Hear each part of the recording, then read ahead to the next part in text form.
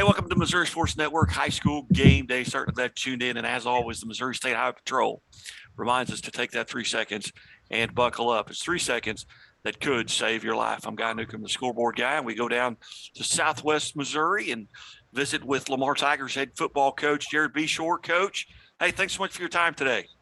Yep, no problem. Thanks for having me. Well, you're off to a great start here, back-to-back weeks where you faced undefeated opponents, and you've got another one coming up this week in week 4 with Nevada. First off, let's just talk about the first 3 games of the season. Are you satisfied? Your team's playing awfully well.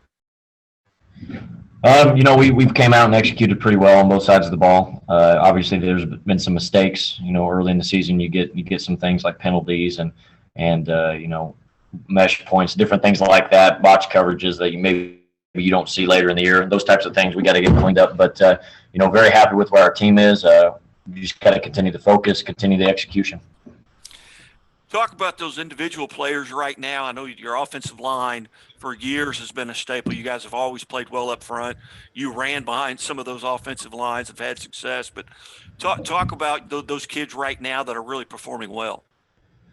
We got a lot of them. We've got a lot of kids that are kind of stepping up and taking big parts in our offense and our defense. Up front, like you said, offensive line-wise, Tucker Torbeck, Jake Paladna, Mason Brown, our 3 seniors up front our 4 seniors, and Stetson Wiss are all leading the pack there. We also have a junior, returning all-conference, all-district junior in Ryan Davis.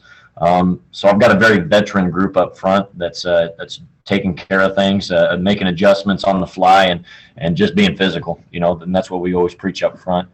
As far as our guys carrying the rock, we've got a bunch of them that we can give the ball to. Logan Crockett, Trace Wilhite, Austin Wilkerson are all guys that have been playing and carrying the ball for us last year, taking their normal load this year, and doing really well in our blocking schemes as well. We kind of incorporate a lot of backs in our blocking schemes, and they're doing a good job there.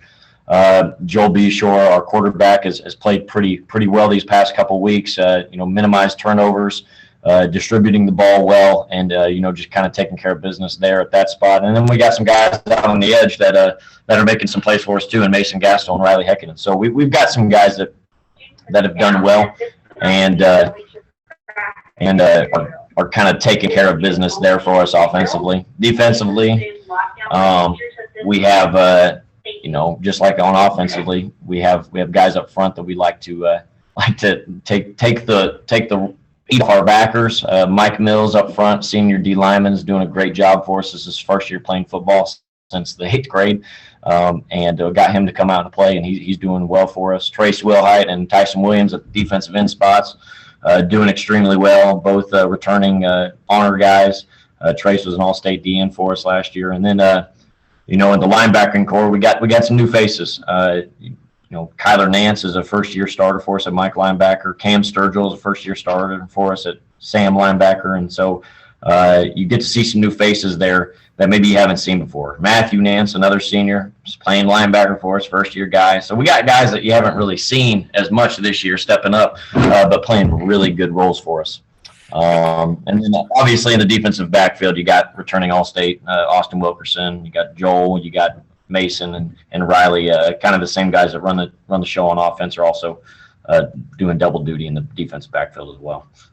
Coming off a state championship year, what did you have to replace going into this season? Whether it be on the offensive line or in the backfield. The biggest. We lost a couple senior offensive linemen last year, so that was a big. Offensively, that was our biggest concern: was can we have guys step up in those 2 spots and fill those holes? And I think thus far we have. Defensively was kind of our biggest concern. We had graduated both of our D tackles in Rylan Woolridge and Blaine Shaw, and so we were missing those guys up front in the core of our defense. And then we also lost 2 out of our 3 linebackers from last year as well. So that was kind of our biggest focus from last year's team. Like I said, luckily we've had Mike and some of our offensive linemen step up to take those D tackle reps. Kyler and Matthew and Cam have all stepped up in the linebacking core. Obviously, we returned Logan Crockett as well. So we have 4 guys that kind of run those 3 spots for us in the linebacking core. And so I've been very pleased with how we've been able to fill those holes thus far. Obviously, we got a ways to go. We got mistakes to fix, but looking forward and having kind of that 4 vision, I'm happy with where we're at in comparison to what I thought we'd be. We're visiting with Jared Beshore here on the Missouri Sports Network, MissouriSportsNetwork.com, where everyone has a home field advantage. And this segment brought to you by Great Southern Bank. Great Southern Bank with more than 600 locations, more than 100 locations in 6 states. They take care of your money like you'd want them to. And Coach, we're going into week 4 here. What are some things that you feel like you're doing really well right now? And then maybe what are some things you feel like you maybe need to work on or shore up as you're going to make another attempt to make another state title run? Probably the biggest area of focus for us that I think we need to improve on is just our discipline, and that's with penalties. Week 1 we had 17 penalties. We got it cleaned up a little bit in week 2, but week 3 we kind of relapsed a little bit and had some more penalties, some big plays coming back. So to me, discipline-wise is kind of the biggest area of focus that I'm focusing on with our guys is, hey, let's eliminate the penalties. Let's make sure that we are executing properly, not false starting, not jumping off sides, not doing those things, no pass interference calls on defense, being smart with our hands. That's probably my biggest area of focus. The thing that I'm really happy with thus far is how physical we're playing. We are playing, physical football right now on both sides of the ball and special teams wise as well. You can't teach physicality all the time. Obviously, you try to implement it in practice. You try to bring it with your culture, but the kids have to buy into that, and our kids have bought into that part of our program, and so I can work with that. We'll clean up all the other little mistakes later and get better and improve week by week. But if we can play physical, we're going to be a tough matchup for anybody. Who's the Jared Beshore on this 2021 season or team? Who's fills your role that you filled? I don't know how to answer that question exactly. We've got a lot of guys that fill the role that I played when I was playing for the Lamar Tigers. I was more of a speed back guy that tried to be the big play guy. We have a lot of those kids. We have a lot of kids that can run. We try to distribute the ball the best we can. Like I tried to name all of them off earlier. I didn't really even quite name them all off.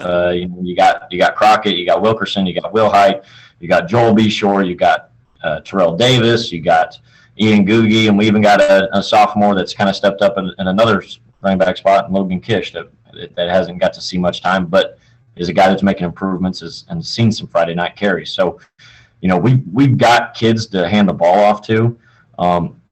What I like about them is they are very able and very they're not afraid to block for each other, I guess is what I'm trying to say. They are very physical in the way that they're expected to block, and they may only get 2 or 3 carries a ball game. So you have to do your job on those other 60 plays of offense, so that when you do get a chance to carry the ball, you're taking advantage of it. So and it's just part of what we preach to brotherhood, which is you got to do your job for your brother, and those guys have bought into that. I'm happy with that. As you go into week 4 now, the challenge that lies in front of you, number one, you're on the road, and you're taking on a very good, undefeated Nevada team. And don't give away any secrets because Coach Beechler's coming on with this a little bit later here in the day. But what are you going to have to do to come out on top?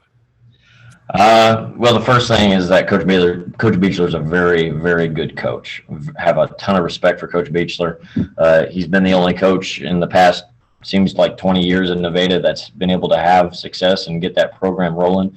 And they play a very similar brand of football that we do. They are physical, they're tough, they're going to do what they do, and good luck trying to stop it. That's kind of their mentality. I love it. They play football the right way, and so we've got our hands full. They're going to play they're going to have a downhill run game and an opportunistic passing game that they take advantage of and do well. They got a Beshore kid at quarterback He does a fine job. So that's going to be tough to handle. Defensively, they run the football really well. They tackle really well. And their guys are always filling gaps extremely well. So it's a tough team. It's a tough matchup for anybody. You got to be able to play physical. You got to stop the run, and you got to run the football against them to have success. So that's what we're going to have to do to come out on top. And Friday night we'll get to see what happens. Any relation? Their quarterback? there is a relation. It's a distance relation. His father's a superintendent at Nevada, and they're I believe third or fourth cousins with my father. I don't know the exact relation. There is a relation, but it is somewhat distant. But there ain't too many Beshores running around. So hey, there's not. And hey, I always enjoyed visiting with you. I always enjoyed watching you play and at the high school and the collegiate level, and certainly appreciate you being generous with your time today. Yep, absolutely, no problem. Hey, good luck, Coach, and we'll hope to catch you down the road. Yep, thanks, Guy. That Jared Beshore, Lamar Tigers head football coach here on the Missouri Sports Network, and we'll be back after this.